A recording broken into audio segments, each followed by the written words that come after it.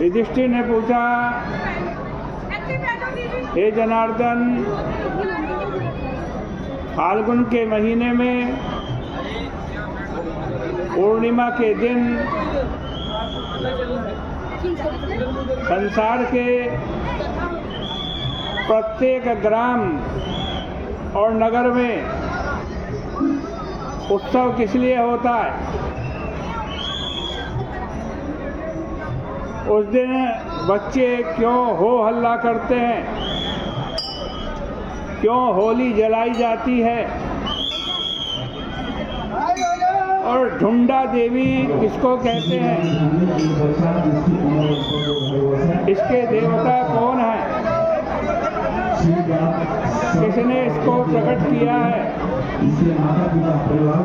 और इस दिन क्या कार्य किया जाता है? भगवान श्री कृष्ण ने कहा,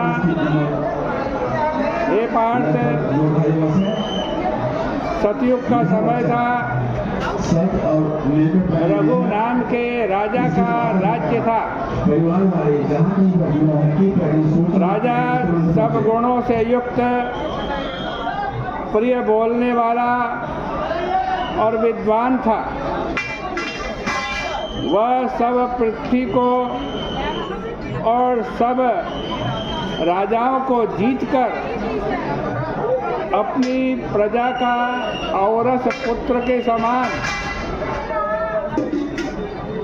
धर्म से पालन करता था।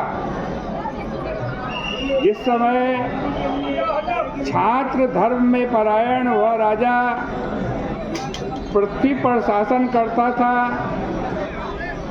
उस समय न अकाल होता था, न रोग होता था और न ही अकाल मृत्यु होती थी।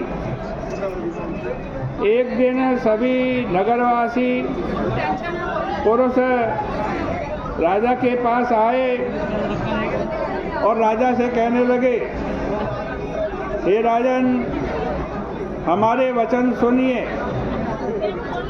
आप हमारी रक्षा में तत्पर हैं, किंतु ढूंढा नाम की एक विख्यात राक्षसी है। वह इच्छानुसार रूप धारण करके प्रत्येक ग्राम और प्रत्येक पुर में बालकों को बहुत पीड़ा पहुंचाती है।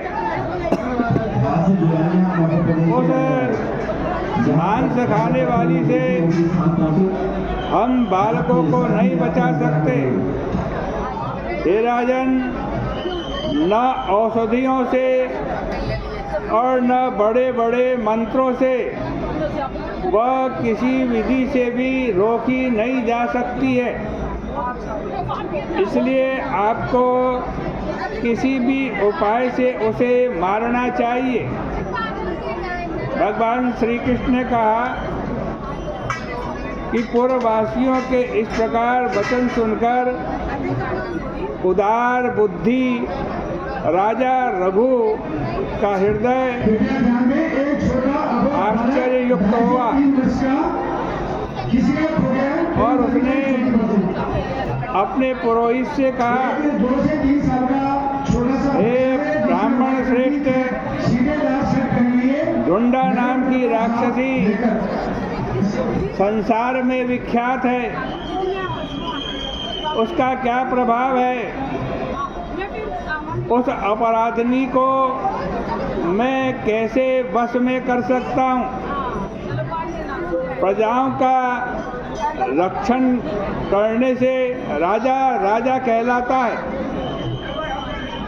और पालन करने से प्रजाओं का पति कहलाता है।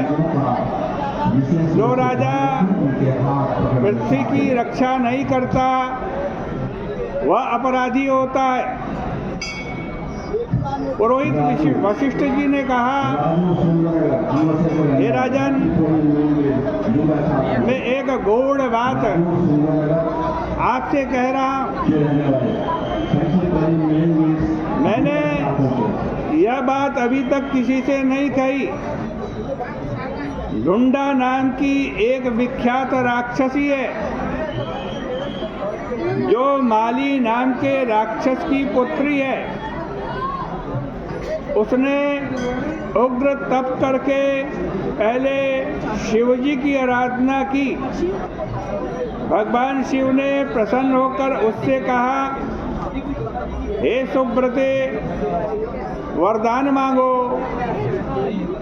तुम्हारा मनोवांछित बिना विचारे ही दे दिया जाएगा। ढूंढा ने शिवजी से कहा, हे शंकर, यदि आप मुझ पर प्रसन्न हैं तो मुझे देवता और दानवों के न मारने योग्य कर दीजिए। अस्त्र शस्त्र का मुझ पर कोई प्रभाव नहीं होना चाहिए। हे महेश्वर, आपकी कृपा से शीत, उष्ण और वर्षा के समय, दिन रात्रि में, बाहर और भीतर सदा मुझे भय का अभाव रहना चाहिए।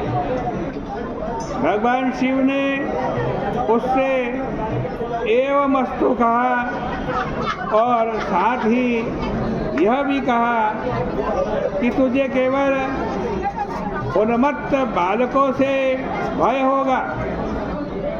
हे भद्रे, मेरा कथन सत्य है, तुम हृदय में दुख मत करो।